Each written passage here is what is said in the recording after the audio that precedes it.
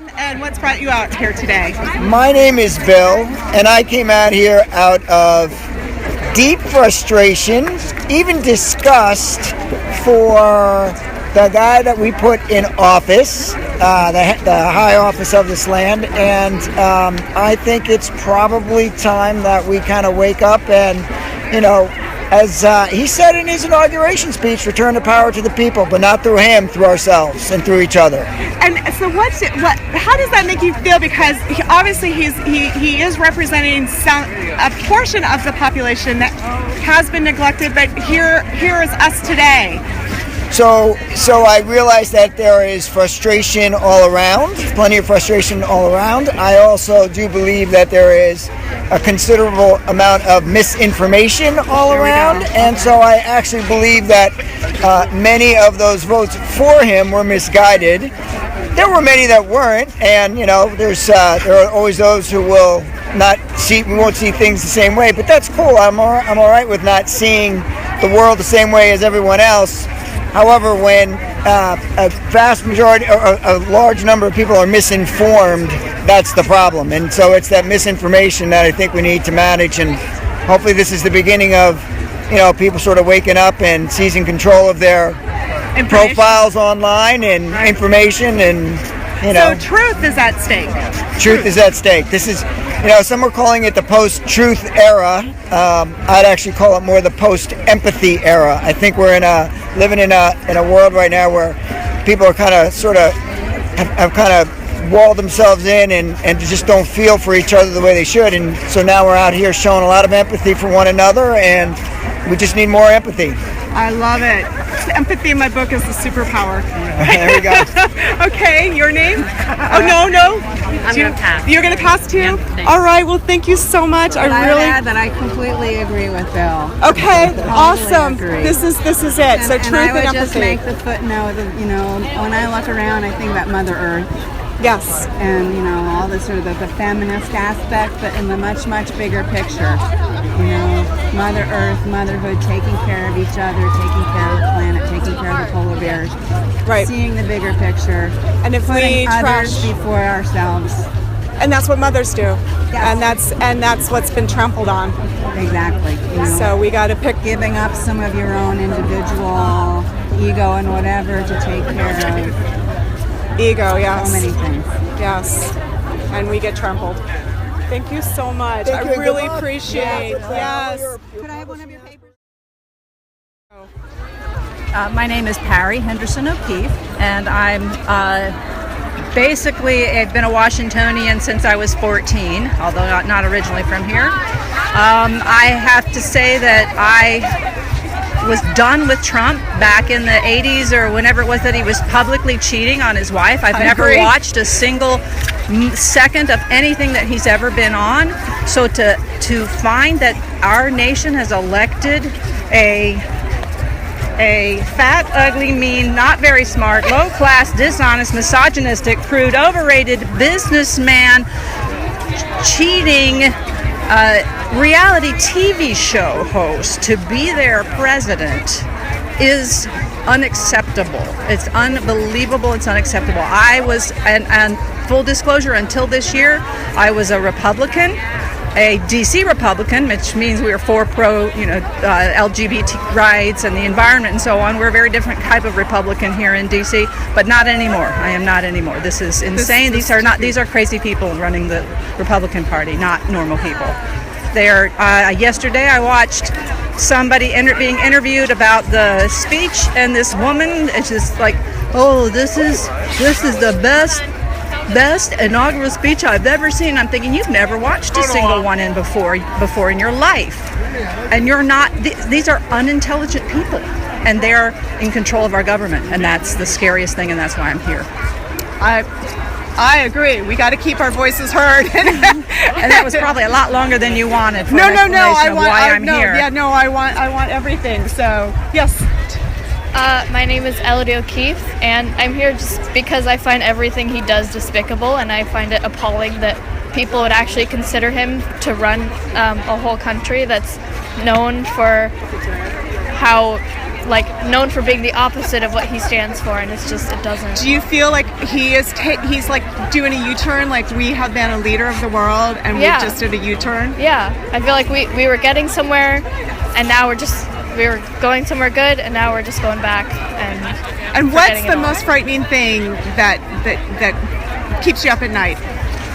Can I chime in? Oh, yeah. I would say the most frightening thing is the alt-right press that is telling lies blatantly everywhere they are, and that there are people that believe that. We watched the a clip. Ms. Muriel Bowser sent out a video earlier this week about a Bill Riley interview where they started out talking about DC being a sanctuary city. That's a fine issue if you don't agree one way, but they started telling lies to support it, making it look like all the money that comes into DC comes from the federal government. But residents of the District of Columbia pay more in federal taxes than 22 other states, and we pay the highest per capita tax rate in the country by tens of thousands.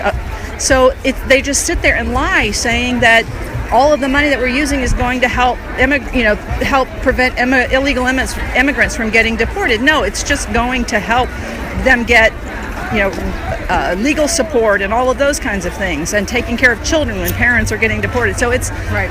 There's a lot there, and they're just lying and lying and lying to all these people, and they're just going to believe. That to me is the scariest thing: is that there are people walking around believing this crap. Well, like, what was it? Ping pong? Yes, that incident? Exactly, the pizza parlor. The pizza parlor, pizza ping pong. Yeah. And this guy came up from North Carolina with a gun. What kind of loonies are these people? They're believing this it. stuff. They're believing it. They don't have the intelligence to have chosen this man. It's crazy. That's scary. That's the scariest thing. These lies are being portrayed as truths to people who are not intellectually capable of making choices. And so probably tonight, when the coverage is, he's probably going to call us all mean people that don't like him. I expect he's going to come out and dismiss all of us.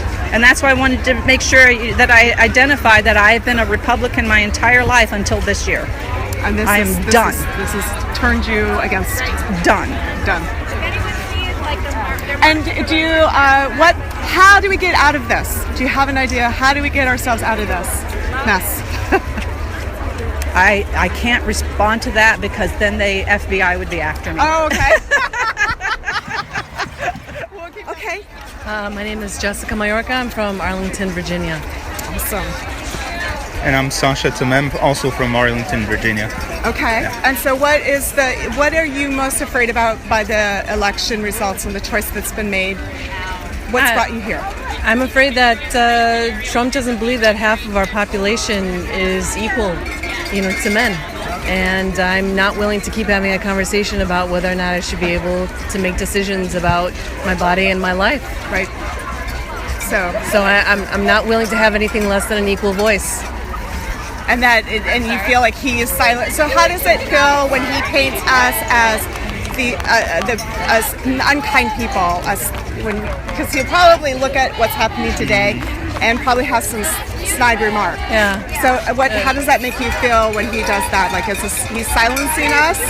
No, not really. I mean, it's kind of expected. I think it's all he has to say. Right. I mean, he knows that it's more than that. He knows that there's substance behind it. But I think for him to come back and say it's, special interests or a small majority, I think the facts state, otherwise. But so it's not really surprising that he would come back with a response like that. But I'm less concerned about what he says than what he actually does and the people he's appointing actually do. So the appointments are, how is his current appointments, how does that make you feel currently? Well, it makes me a bit nervous. I mean, I'd heard that last night when the whitehouse.gov website was put up, that the LGBT website was taken down. That's what my daughter said. And the climate change and domestic violence was also taken down. I just don't understand what about facts. It's terrifying. It's unacceptable. I don't understand what the disconnect is. Ideology is one thing, but when the facts state otherwise, then I think we need to go with the facts. And the fact is that there are people in this world who are not heterosexual, and that I don't see why we're still having this conversation. I don't understand how people can dispute climate change or dispute that domestic violence exists, both against women and men. Right. So Yeah, I have a... Sure. I came up here from Miami just to align with other feminists and fight against all of the sexism that was very present in the election this year, and just fight and protect our rights because they're on the line, and who knows what's going to happen these next 100 days. This is the first day of the 100 days of resistance, so ready to fight. First day of 100. I love that. I love that. What about That was Michael Moore's. That's Michael Moore's. Okay. Yeah. What is the most what's the thing that you're most afraid of that he may do? I'm personally very concerned about our environment and the planet, and I think that we need to be devoting more and more resources to fighting climate change. And I'm afraid that all of the positive advances forward during the Obama administration are going to be reversed, and that's really my greatest fear. But equal rights for the LGBT community, I'm really terrified for them. Just the standardization and the acceptance of all of the sexist remarks that happened during the election, and just like how... The normalizing of it. Yeah, just the normalizing of it, and how a man that has said such sexist things about women is now the president of our country is just a really sad statement. And just afraid that that's going to encourage that to continue. Yeah. Okay. Thank you. I'm not very eloquent. No, that's good. Let's see. Okay. So I'm Rachel. I'm from Kansas, and I just came here to kind of stand for unity and equality, and just to represent that and move forward, basically. Okay. And so some of the same things, environment, women. Yeah, absolutely. Diversity. Just how he's like such a platform for all these terrible, hateful things, and just that we're not okay with it. Right. So we're telling him now. Yeah.